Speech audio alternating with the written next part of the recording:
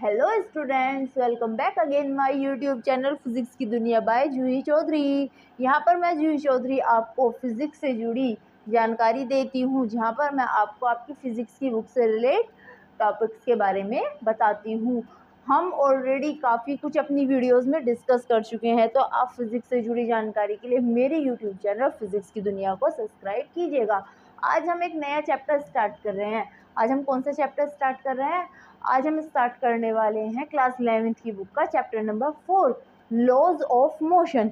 यहाँ पर हम लॉज ऑफ मोशन के बारे में डिटेल डिस्कस करने वाले हैं कि हमारा लॉ, फर्स्ट लॉ क्या है, सेकंड लॉ क्या है, उसके बारे में सब कुछ, हमारे फोर्सेस के बारे में, हमारे मोशन के बारे में। तो चलिए स्टूडेंट्स, बिना किसी देरी के हम अपना आज का topic laws of motion start करते हैं। अगर आपको मेरे किसी भी वीडियो से जुड़ी कोई भी डाउट हो तो आप मुझे डायरेक्टली कमेंट कर सकते हैं कमेंट बॉक्स में, वहाँ मैं पर्सनली आपके कमेंट्स का आंसर दूंगी। और स्टूडेंट्स, मैं उम्मीद करती हूँ कि मेरा पढ़ाया हुआ आपको अच्छे से समझ आ रहा है। So please like, share and subscribe my YouTube channel physics की दुनिया बाय जूही चौधरी। तो चलिए आइए हम अपना वीडियो स्टार्ट करते हैं। तो आइए स्टूडेंट्स, चलिए हम अपना चैप्टर स्टार्ट करते हैं, लॉज ऑफ मोशन। यहाँ पर हम ऑलरेडी कुछ टॉपिक्स इस चैप्टर के डिस्कस कर चुके हैं। क्या क्या चैप्टर टॉपिक डिस्कस कर चुके हैं, ये क्विक रिवीजन करते हैं। Aristotle fallacy. एरिस्टोटल फैलेसी में हमने क्या बताया था कि वो एक एरिस्टोटल का एक इमेजिनरी आइडिया था सिर्फ और सिर्फ, और उन्होंने उस आइडिया में माना था कि कोई भी ऑब्जेक्ट अगर मूव करती है तो हमें उस पर एक्सटर्नल फोर्स अप्लाई करना पड़ता है, अदरवाइज वो अपनी रेस्ट पोजीशन में ही रहना चाहेगी, जिसे उसकी इनिशियल पोजीशन माना जाता है। ठीक है, फिर इसके बाद हमने पढ़ा था Newton's first law of motion. क्या पढ़ा था हमने Newton's first law of motion में? उस लॉ में हमने पढ़ा था कि किसी भी ऑब्जेक्ट की पोजीशन को चेंज करने के लिए हमें उस पर एक्सटर्नल फोर्स अप्लाई करना पड़ता है। ठीक है, अगर वो रेस्ट में है तो उसे मूव कराने के लिए फोर्स अप्लाई करना पड़ेगा, अगर वो कंटिन्यू मूव कर रही है तो उसे रेस्ट में लाने के लिए हमें फोर्स अप्लाई करना पड़ता है। उसके बाद एक टॉपिक हमने पढ़ा था इनर्शिया। इनर्शिया क्या होती है? इनर्शिया होती है हमारी ऑब्जेक्ट की वो क्वालिटी जो उसे उसका ओरिजिनल पोजीशन को चेंज करने से रेजिस्ट करती है। यानी कि अगर हमारी ऑब्जेक्ट रेस्ट में है तो वो रेस्ट में ही रहना चाहिए, अगर वो मूव कर रही है तो वो कंटिन्यू मूव करता रहना चाहेगी जब तक उस पर कोई एक्सटर्नल फोर्स अप्लाई नहीं किया जाता। तो प्रिंसिपल ऑफ इनर्शिया भी हमारा फर्स्ट लॉ ऑफ मोशन के ही मतलब लगभग वही होता है। ठीक है, तो आगे बढ़ते हैं हम अपने चैप्टर में। ना तो क्लियर हो गया स्टूडेंट्स अच्छे से? ठीक है, तो आगे हम क्या पढ़ेंगे? Newton second law of motion. Newton का सेकंड लॉ क्या होता है? Newton third law. न्यूटन का सेकंड और थर्ड लॉ ऑफ मोशन पढ़ेंगे। मैंने बताया था ना 3 लॉज होते हैं, first law, second law and third law. और थर्ड टॉपिक पढ़ने वाले हम कंजर्वेशन ऑफ मोमेंटम। मोमेंटम क्या है और क्या इसका कंजर्वेशन होता है। तो चलिए आइए हम अपने नेक्स्ट टॉपिक पर बढ़ते हैं, Newton second law of motion. क्या है न्यूटन का second law of motion? Newton का सेकंड लॉ ऑफ मोशन हमें ये बताता है कि किसी भी ऑब्जेक्ट के अंदर प्रेजेंट एक्सीलरेशन उसके फोर्स के परपेंडिकुलर होता है। यानी उसके अंदर जितना ज़्यादा हम फोर्स अप्लाई करेंगे ऑब्जेक्ट पर, उतना ही ज़्यादा उसके अंदर एक्सीलरेशन होता है, और ये इन्वर्सली प्रोपोर्शनल होता है हमारे मास के। यानी ऑब्जेक्ट जितनी हैवी होगी ना, उसके अंदर एक्सीलरेशन जनरेट करना उतना ही मुश्किल होगा। यानी जितनी ज़्यादा हैवी ऑब्जेक्ट होगी वो अपनी पोजीशन को चेंज करने की उतनी ही कम कोशिश करेगी। इसीलिए हमारी इनर्शिया में भी हमने पढ़ा था कि हैवी ऑब्जेक्ट अपनी रेस्ट कंडीशन में रहना चाहती है। जितनी हैवी ऑब्जेक्ट होती है उतनी ज़्यादा उसकी इनर्शिया होती है। तो इनर्शिया जितनी ज़्यादा है वो अपनी पोजीशन को उतना कम चेंज करना चाहेगी। तो हमारी ऑब्जेक्ट के अंदर क्या होता है, उसका जो एक्सीलरेशन होता है ऑब्जेक्ट का, वो उस पर अप्लाई फोर्स के डायरेक्टली प्रोपोर्शनल होगा, लेकिन ऑब्जेक्ट के मास के इन्वर्सली प्रोपोर्शनल होगा। क्या मतलब है इन दोनों लाइनों का? इन दोनों का यही मतलब है कि फोर्स जितना ज़्यादा होगा उसके अंदर ऑब्जेक्ट के एक्सीलरेशन भी उतना ही ज़्यादा आ जाएगा। मास ऑब्जेक्ट का जितना ज़्यादा होगा वो उतना ही कम एक्सीलरेट होना चाहेगी। यानी कि अगर वो यूनिफॉर्मली मूव कर रही है तो वो चाहेगी कि वो यूनिफॉर्मली ही मूव करती रहे, और उससे हमने वहाँ से चेंज करने के लिए उसके अंदर ज़्यादा एक्सीलरेशन जनरेट करना पड़ेगा। क्योंकि अगर एक्सेलरेशन जनरेट होगा तो वेलोसिटी चेंज होगी, वेलोसिटी चेंज होगी तो उसका मोशन भी चेंज होगा। लेकिन अगर हम ज़्यादा फोर्स अप्लाई कर देते हैं तो उसके अंदर एक्सेलरेशन जनरेट हो जाता है। तो अगर मैं दोनों इन इक्वेशंस को मिलाती हूँ तो ये क्या हो जाता है, A is directly proportional to F upon M. अब अगर मैं यहाँ पे प्रोपोर्शनलिटी साइन हटा दूँ तो यहाँ पे हमारा प्रोपोर्शनलिटी कांस्टेंट किया जाएगा। यहाँ पे के की वैल्यू कितनी होती है, 1, ठीक है। तो यहाँ से एफ की वैल्यू कितनी आ जाएगी, F is equals to M में, यानी किसी भी ऑब्जेक्ट पर अप्लाई फोर्स उसके मास और एक्सीलरेशन के मल्टीप्लाई के इक्वल होता है। फोर्स की यूनिट कितनी होती है, फोर्स की यूनिट कितनी होती है, फोर्स की यूनिट होती है न्यूटन। और अगर हम इस इक्वेशन से देखते हैं तो फोर्स की यूनिट आएगी किलोग्राम मीटर पर सेकंड स्क्वायर। ओके, इसकी डायमेंशन कितनी हो जाएगी, M L T minus 2। Clear है इतने स्टूडेंट्स, कोई डाउट तो नहीं है, कोई प्रॉब्लम तो नहीं है, समझ आ गया मैंने क्या लिखा है। ठीक है, तो चलिए हम आगे बढ़ते हैं। तो F is equal to M A, unit kilogram metre पर सेकंड स्क्वायर या फिर न्यूटन। फोर्स हमारी एक वेक्टर क्वांटिटी होती है, क्योंकि ए क्या है, एक्सेलरेशन, और एक्सेलरेशन हमारी कैसी क्वांटिटी है, वेक्टर। तो इसलिए फोर्स भी हमारी कैसी क्वांटिटी होगी, वेक्टर क्वांटिटी होगी। तो जैसे कि हम इक्वेशन से पढ़ सकते हैं, A is directly proportional to F. तो जितना ज़्यादा फोर्स होगा किसी ऑब्जेक्ट पर अप्लाई फोर्स, उसके अंदर का एक्सेलरेशन भी उतना ही ज़्यादा होगा। और second equation, A is inversely proportional to M, ये इक्वेशन हमें क्या बताती है कि ऑब्जेक्ट कितनी ज़्यादा हैवी होगी, ऑब्जेक्ट जितनी ज़्यादा हैवी होगी उसके अंदर एक्सेलरेशन जनरेट करना उतना ही मुश्किल होगा, यानी उसको मूव कराना उतना ही मुश्किल हो जाता है। Means heavy object have low acceleration. Clear है इतना स्टूडेंट्स, कोई डाउट तो नहीं है। अब हमारे पास क्वेश्चन आता है, why massy object accelerate lower. हमारी जो हैवी ऑब्जेक्ट होती हैं उनके अंदर एक्सेलरेशन लो क्यों होता है, क्या रीज़न है इसका। देखो स्टूडेंट्स, इसका एक सिंपल सा रीज़न है, इनर्शिया। इनर्शिया की ही वजह से ये होता है। इनर्शिया क्या होता है, मैंने क्या बताया था। देखो स्टूडेंट, इसका क्या रीज़न होता है, इसका एक सिंपल सा रीज़न है कि हमारी हैवी ऑब्जेक्ट का एक्सेलरेशन कम क्यों होता है, क्योंकि उसके अंदर इनर्शिया होती है। हर ऑब्जेक्ट के पास अपनी इनर्शिया होती है। और इनर्शिया क्या होती है, इनर्शिया हमारी ऑब्जेक्ट की वो क्वालिटी होती है जो उसकी पोजीशन को चेंज करने से रोकती है। जितनी हैवी ऑब्जेक्ट उतनी ही उसकी ज़्यादा इनर्शिया होती है। इतना तो हम ऑलरेडी पढ़ चुके हैं अपने लास्ट वीडियो में, ठीक है। अब देखिए स्टूडेंट, मैंने बताया था कि जितनी ज़्यादा हैवी ऑब्जेक्ट होगी उसके अंदर इनर्शिया उतनी ही ज़्यादा होगी, यानी कि उसकी कैपेबिलिटी अपनी ओरिजिनल पोजीशन में रहने की, जिसमें वो प्रेजेंट टाइम में है, ज़्यादा होगी। तो यानी उसे वहाँ से हमें अगर उसकी पोजीशन को चेंज करना है तो उस पर हायर फोर्स अप्लाई करना पड़ेगा। तो हायर फोर्स अप्लाई करने का मतलब क्या हो जाता है हमारा, higher force means higher acceleration, ठीक है। और मास हायर मतलब लोअर एक्सेलरेशन, ठीक है। तो इस वजह से हैवी ऑब्जेक्ट के अंदर कम एक्सेलरेशन होता है। क्लियर है स्टूडेंट्स इतना। हैवी ऑब्जेक्ट्स के अंदर एक्सेलरेशन क्यों कम होता है, ड्यू टू इनर्शिया। इनर्शिया के कारण, क्योंकि हैवी ऑब्जेक्ट्स की इनर्शिया ज़्यादा होती है। ज़्यादा इनर्शिया होगी तो उसके अंदर हमें ज़्यादा फोर्स अप्लाई करना पड़ेगा, और उसका मास ज़्यादा होगा तो उसका एक्सेलरेशन कम होता है। क्लियर है इतना। अब आता है हमारा सेकंड लॉ फर्स्ट लॉ के साथ कैसे रिलेट करता है।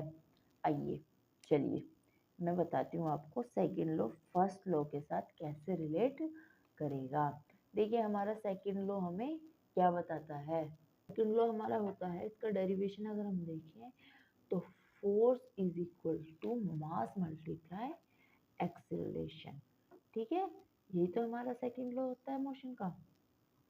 और फर्स्ट लॉ हमें क्या बताता है, फर्स्ट लॉ हमें बताता है कि अगर हमें किसी ऑब्जेक्ट को मूव कराना है उसकी ओरिजिनल पोजीशन से तो हमें एक्सटर्नल फोर्स अप्लाई करना पड़ेगा, ठीक है। यानी अगर हम उस पर एक्सटर्नल फोर्स अप्लाई नहीं कर रहे और तो क्या होगा, तो if F is equal to 0, ठीक है, और ए भी 0 है, यानी हमने उस पर कोई एक्सटर्नल फोर्स अप्लाई नहीं किया, उसके अंदर कोई एक्सेलरेशन जनरेट नहीं हुआ। तो इस कंडीशन में क्या होगा हमारे पास, F इज इक्वल टू कितना होता है हमारा एम ए, ठीक है। तो F की वैल्यू कितनी होगी एम ए, तो ए कितना हो गया हमारा 0 is equal to D V upon D T हो गया, क्योंकि एक्सीलरेशन हमारा rate of change of velocity होता है ना। तो हम इसको कैसे लिख सकते हैं, v is equals to constant, जब हम इसको इंटीग्रेट कर देंगे, ठीक है। तो इसका इंटीग्रेशन कितना आ जाएगा, कांस्टेंट आ जाएगा। यानी अगर हम उस पर कोई एक्सटर्नल फोर्स अप्लाई नहीं कर रहे हैं ऑब्जेक्ट पर, तो उसकी वेलोसिटी कांस्टेंट रहेगी। जिस वेलोसिटी के साथ वो मूव करिए, कंटिन्यूस वेलोसिटी के साथ वो मूव करती रहेगी। यही हमारा न्यूटन का फर्स्ट लॉ है। तो इस तरह से हमारा सेकंड लॉ फर्स्ट लॉ के साथ रिलेट हो जाता है। इसको हम लॉ ऑफ मोमेंटम भी बोलते हैं। कैसे बोलते हैं लॉ ऑफ मोमेंटम, ये हम अपने आने वाले टॉपिक में पढ़ेंगे। अब हम इसके बारे में एक चीज और पढ़ते हैं कि हमारा ये लॉ इतना इम्पोर्टेंट क्यों है, ठीक है। Why importance of second law of motion, second law of motion की क्या इम्पोर्टेंस है, आइए मैं आपको बताती हूँ। Importance of second law of motion, देखिए सेकंड लॉ ऑफ मोशन क्या होता है हमारा, सेकंड लॉ ऑफ मोशन हमारा क्या होता है, F is equal to M A. क्या होता है हमारा सेकंड लॉ ऑफ मोशन, यानी फोर्स जो होता है वो हमारे मास और एक्सीलरेशन के मल्टीप्लाई के इक्वल होता है। तो यानी कि सेकंड लॉ हमारा फोर्स और मोशन के बीच में रिलेशन बताता है, क्योंकि F is equal to M A, तो यानी F is directly proportional to A. यानी जैसे जैसे हमारी वेलोसिटी इंक्रीज होगी वैसे ही हमारा एक्सीलरेशन भी इंक्रीज होगा। एक्सीलरेशन मतलब उसकी rate of change of velocity, यानी उसका मूवमेंट, उसका मोशन। तो इस तरह से हमारा सेकंड लॉ किस में रिलेशन बता रहा है, फोर्स और मूवमेंट के अंदर रिलेशन बता रहा है ऑब्जेक्ट के, ठीक है ना। और सेकंड ऑप्शन क्या है इसका, जो हमारा सेकंड लॉ ऑफ मोशन होता है ये हमें बताता है कि हमारी ऑब्जेक्ट जो मूव कर रही है डिफरेंट अलग अलग मासेस की है, उसके लिए कितना फोर्स जरूरी है, ठीक है। क्योंकि F is equal to M A, तो अगर ऑब्जेक्ट मूव करेगी तो अलग मास होगा, तो उसके अंदर फोर्स भी अलग अप्लाई करना पड़ेगा। तो ये लॉ हमें क्या बताता है कि किसी मूविंग ऑब्जेक्ट के अंदर जो ऑब्जेक्ट हमारी मूव करी है अलग अलग मास की, हमें कितने फोर्स की जरूरत पड़ेगी, ठीक है। 3 शोज क्या दिखा रहा है हमारा सेकंड लॉ ऑफ मोशन, कि how difficult to accelerate an object, एक ऑब्जेक्ट को एक्सीलरेट करना कितना मुश्किल होता है। कैसे मुश्किल होता है, देखिए एक्सीलरेट करने के लिए क्या करना पड़ेगा, उसका फोर्स अप्लाई करना पड़ेगा उस पर ज़्यादा, उसको हमें ज़्यादा पुश करना पड़ेगा। जितना ज़्यादा हम उसको पुश करेंगे उतना ही ज़्यादा उसके अंदर एक्सीलरेशन जनरेट होगा। तो यानी और दूसरी कंडीशन क्या, उसका मास कम होना चाहिए। अगर ऑब्जेक्ट बहुत ज़्यादा हैवी होगी तो हमें उसे एक्सीलरेट करने के लिए बहुत ज़्यादा फोर्स की ज़रूरत होगी। तो यानी किसी भी ऑब्जेक्ट के अंदर उसका एक्सीलरेट करने के लिए हमें बहुत ज़्यादा फोर्स की ज़रूरत होती है। तो हम कह सकते हैं कि किसी ऑब्जेक्ट को एक्सीलरेट करना बहुत ज़्यादा मुश्किल काम होता है, ठीक है। इतना क्लियर है स्टूडेंट्स, इंपॉर्टेंस समझ में आ गई लॉ ऑफ मोशन की क्या है। सबसे पहले ये हमें फोर्स और मोशन के बीच में रिलेशनशिप दे रहा है। सेकंड नंबर है कि फोर्स जो रहता है हमारी मूविंग ऑब्जेक्ट का डिफरेंट मास के ऑब्जेक्ट का अलग अलग फोर्स होता है, ठीक है, उससे हमें अलग अलग फोर्स की जरूरत होती है। थर्ड क्या बताता है, ये बताता है कि किसी ऑब्जेक्ट को एक्सीलरेट करना बहुत मुश्किल है, क्योंकि एक्सीलरेट करने के लिए उसके अंदर हमें उसका फोर्स और मास दोनों चीज़ें ही मेजर करनी पड़ती है, ठीक है। नेक्स्ट टॉपिक आता है हमारा, क्या था हमारा नेक्स्ट टॉपिक था law of momentum, law of conservation of momentum, ठीक है। अभी law of conservation of momentum पढ़ने से पहले हम पढ़ेंगे मोमेंटम। मोमेंटम क्या होता है, मोमेंटम होता है मास मल्टीप्लाई वेलोसिटी, यानी किसी ऑब्जेक्ट की वेलोसिटी जितनी ज़्यादा होगी, मास जितना ज़्यादा होगा, उसका मोमेंटम उतना ही ज़्यादा होगा। स्टूडेंट्स आपने कई बार देखा होगा जो हमारे ओवरलोडेड ट्रक्स होते हैं, हैवी होते हैं, वो कई बार जब ड्राइवर ब्रेक लगाता है उन्हें रोकने के लिए, वो रुकने के बजाय वो पलट जाते हैं, है ना? वो ऐसे टिल्ट होके मूव करने लगते हैं। तो इसका रीज़न क्या है? इसका रीज़न मोमेंटम ही है, क्योंकि जब उनके अंदर हैवी वेट होता है, तो उनके अंदर वेलोसिटी भी ज़्यादा होती है, क्योंकि कंडीशन हमारी ये है कि वेलोसिटी ज़्यादा है, क्योंकि वेलोसिटी कम होगी, तो वहाँ पे हमारा मोमेंटम कम हो जाएगा, मास ऑफ मोशन, और वो ईज़िली रुक जाएगा। लेकिन अगर वेलोसिटी ज़्यादा है, मास ज़्यादा है, तो हमारा मोमेंटम भी ज़्यादा होगा। और जब हमारी ऑब्जेक्ट का मोमेंटम ज़्यादा होगा, यानी मास ऑफ मोशन ज़्यादा होगा, उस कंडीशन में उसे रोकना थोड़ा मुश्किल हो जाएगा। तो क्या होगा कि वो रुकने के बजाय पलट के चलेगी, ठीक है? इसीलिए हमारी जो हैवी ऑब्जेक्ट्स होती हैं, उन्हें मूव कराते टाइम ध्यान रखा जाता है ड्राइवर के ज़रिए कि कहीं आगे कुछ हो ना जाए, क्योंकि अगर आगे कुछ हुआ तो उनको पता है अगर वो ब्रेक लगाएँगे तो ट्रक हो सकता है रुकने की बजाय पलट जाए। क्लियर है इतना स्टूडेंट? नेक्स्ट आता है एक टॉपिक, देखिए हमारा मोमेंटम क्या होता है? मोमेंटम होता है मास मल्टीप्लाई वेलोसिटी। यानी अगर मैं मास को कम कर दूं, और वेलोसिटी को ज़्यादा कर दूं, मास को क्या कर रही हूँ मैं? कम, और वेलोसिटी को ज़्यादा, तो हमारा मोमेंटम आ गया। इसी तरह से अगर मैं मास को ज़्यादा और वेलोसिटी को कम कर दूं, तो भी मोमेंटम हमारा आ जाएगा, ठीक है?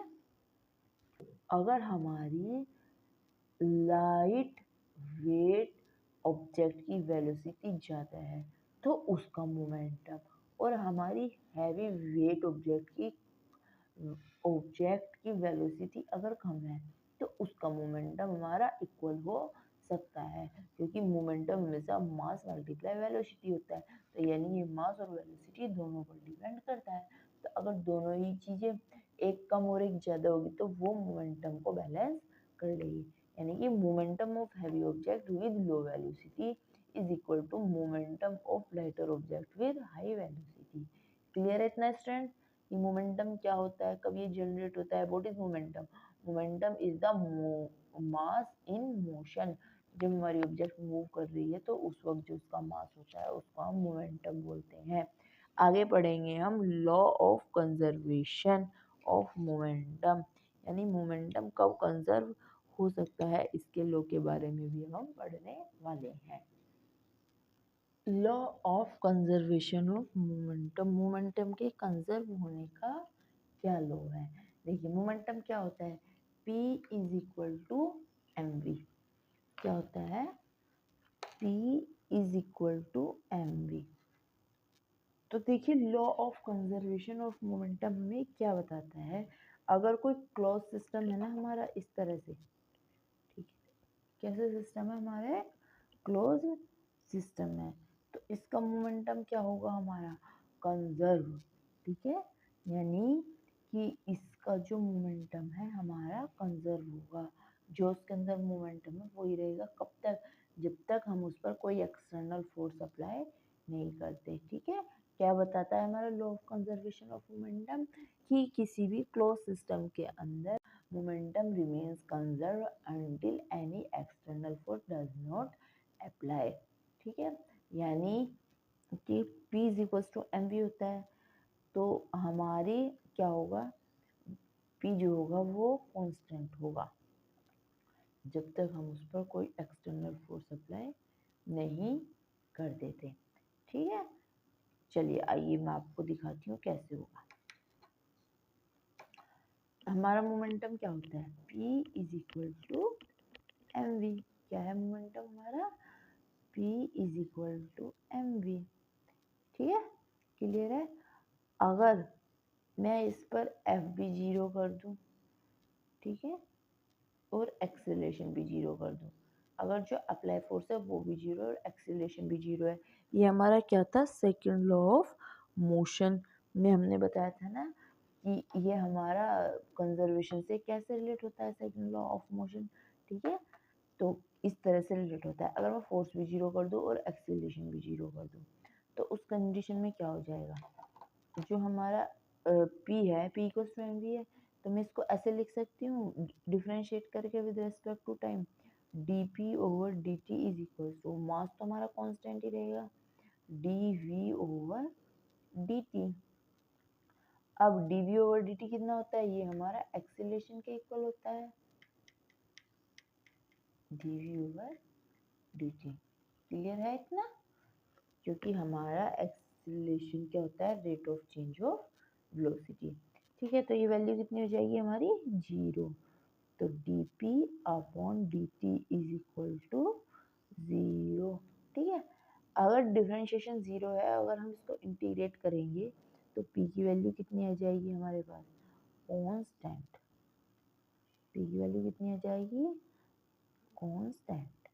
ठीक है, तो इस तरह से हम क्या देखते हैं कि हमारा मोमेंटम क्या होता है, कांस्टेंट होता है, कंजर्व होता है, अगर उसके अंदर हमने कोई एक्सटर्नल फोर्स अप्लाई नहीं किया है। और ये हमारा न्यूटन का सेकंड लॉ है। तो इस तरह से हम कह सकते हैं कि न्यूटन का सेकंड लॉ और लॉ ऑफ मोमेंटम एक दूसरे से रिलेट होते हैं। ठीक है, क्लियर है इतना स्टूडेंट्स, कोई डाउट तो नहीं? तो ठीक है, चलिए मैं आगे बढ़ सकती हूँ अपने टॉपिक में। अब मैं पढ़ाने वाली हूँ आपको Newton third law of motion. क्या पढ़ने वाले हैं अब हम, Newton third law of motion. क्या है न्यूटन का थर्ड लॉ? न्यूटन का थर्ड लॉ, आइए मैं आपको एक्सप्लेन करती हूँ क्या है Newton third law of motion. देखिए, न्यूटन का थर्ड लॉ ऑफ मोशन क्या बताता है? न्यूटन का थर्ड लॉ ऑफ मोशन हमें ये बताता है, अगर सपोज मेरे पास ये कोई ऑब्जेक्ट है, ठीक है, जिसका मास कितना है m1, ओके, इसके साथ ही मेरे पास एक दूसरी ऑब्जेक्ट है जिसका मास है m2। ठीक है, ये मैटर नहीं करता है कि इसका वेट कितना है और इसका वेट कितना है, ये इक्वल साइज में है या नहीं है, कुछ भी मैटर नहीं करता। ये लॉ हमें बताता है कि अगर ये ऑब्जेक्ट इस ऑब्जेक्ट पर F1 फोर्स अप्लाई कर रही है, 1/2 ऑब्जेक्ट, यानी F1 फोर्स, F जो फोर्स है वो फर्स्ट ऑब्जेक्ट हमारी सेकंड ऑब्जेक्ट पर अप्लाई कर रही है, तो सेकंड ऑब्जेक्ट भी हमारी इस ऑब्जेक्ट पर फर्स्ट पर equal but opposite force apply करती है। यानी F12 जो होगा ना, वो इक्वल होगा -F21। आप इस चीज़ को एक एग्जांपल से समझ सकते हैं। देखिए स्टूडेंट्स, अगर हम किसी पर गुस्सा करते हैं या कोई हम पर गुस्सा करता है तो हम बदले में उस पर गुस्सा करेंगे ना। ठीक है, तो वहाँ भी हमारा न्यूटन का थर्ड लॉ ही अप्लाई हो रहा है, एक्शन रिएक्शन पेयर भी हम इसको बोलते हैं, या फिर एक्शन रिएक्शन लॉ भी हम इसको बोलते हैं। अगर कोई हमारे साथ प्यार से बात कर रहा है तो हम उसके साथ प्यार से बात करेंगे। तो यही लॉ यहाँ पे लगता है कि अगर कोई ऑब्जेक्ट कितनी भी हैवी क्यों ना हो या कितनी भी लाइट क्यों ना हो, अगर कोई ऑब्जेक्ट एक ऑब्जेक्ट के ऊपर कुछ फोर्स अप्लाई कर रही है तो दूसरी ऑब्जेक्ट भी इक्वल बट अपोजिट फोर्स उस ऑब्जेक्ट पर अप्लाई करेगी। क्लियर है इतना? ठीक है, तो देखिए ये हो गया, this is action reaction law. क्या है ये हमारा एक्शन रिएक्शन लॉ होता है, या फिर इसको एक्शन रिएक्शन पेयर भी बोलते हैं। यानी ऑब्जेक्ट जिस मेजरमेंट के साथ किसी ऑब्जेक्ट पर एक्ट करती है, वो ऑब्जेक्ट सेम बस ऑपोजिट मेजरमेंट के साथ उस ऑब्जेक्ट पर रिएक्ट करती है। क्लियर है इतना स्टूडेंट, कोई दिक्कत तो नहीं है? ठीक है, तो यानी कि हम कह सकते हैं कि there is an equal and opposite reaction for every action. हर एक एक्शन के लिए उसका एक इक्वल और ऑपोजिट रिएक्शन होता है। जैसे कि मैंने आपको एक एग्जांपल लेके समझाया, फाइट। अगर किसी के साथ फाइट हो रही है तो ऐसा तो है नहीं कि हम उसको प्यार से बात करेंगे, उसको बैठा के, हम भी तो उसके साथ फाइट करेंगे ना, उसके साथ आर्ग्यूमेंट करेंगे अपने लेवल पे। तो हर एक एक्शन का एक ऑपोजिट रिएक्शन होता है नेचर के अंदर। इसके अंदर क्या क्या एग्जाम्पल आ सकते हैं? इसके अंदर एग्जांपल आ सकते हैं, नंबर 1 इज रॉकेट लॉन्च। ठीक है, रॉकेट लॉन्च।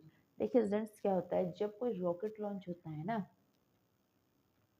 ठीक है, इस तरह से, तो रॉकेट से आपने देखा होगा कि ऐसे धुआं निकलता जाता है आसमान में, देखा है ना आपने, वाइट वाइट दिखता है।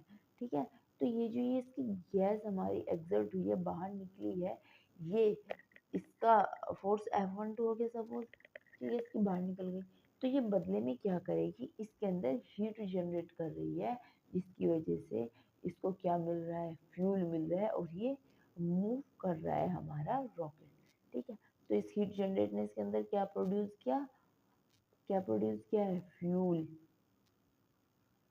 ठीक है। और इसकी गैस निकली, गैस ने हमें फ्यूल दिया, ठीक है। इसी तरह से एग्जांपल होता है वॉकिंग ऑफ अ ह्यूमन। अगर कोई इंसान रोड पर चल रहा है तो वो अपना पैर नीचे को दबाएगा तो वो अर्थ पर एक एक्शन फोर्स अप्लाई करता है, तो इसके बदले में क्या होगा, उसे एक रिएक्शन फोर्स मिलेगा जो कि हमारा एज अ फ्रिक्शन फोर्स की फॉर्म में आता है और हम वॉक कर पाते हैं। अगर ऐसा नहीं होगा तो हम वॉक नहीं कर पाएंगे और हम सीधा फिसल जाएंगे। क्यों? क्योंकि जब हम एग्जाम्पल लेते हैं इसका, जब हम बर्फ पर चलने की कोशिश करते हैं तो हम नहीं चल पाते। इसका रीज़न यही होता है क्योंकि वहाँ पर रिएक्शन फोर्स नहीं होता है, और रिएक्शन फोर्स नहीं होगा तो कोई फिनोमेना एग्जिस्ट नहीं करेगी। नेक्स्ट है हमारा बुक ऑन अ टेबल। देखिए, मैं बुक की जगह ये मार्कर ले रही हूँ। अगर मैं इस मार्कर को यहाँ टेबल पर रखना चाह रही हूँ तो मुझे इस पर एक एक्शन फोर्स लगाना होगा नीचे की साइड, और यही एक्शन फोर्स जो है हमारी जो टेबल है वो हमारी ऑब्जेक्ट पर रिएक्शन फोर्स अप्लाई करती है, और इस एक्शन रिएक्शन फोर्स की वजह से ये हमारा स्टेबल है। अगर ऐसा ना हो तो हमारी ऑब्जेक्ट फिसल जाएगी, ठीक है। क्लियर है इतना स्टूडेंट्स? कोई डाउट तो नहीं?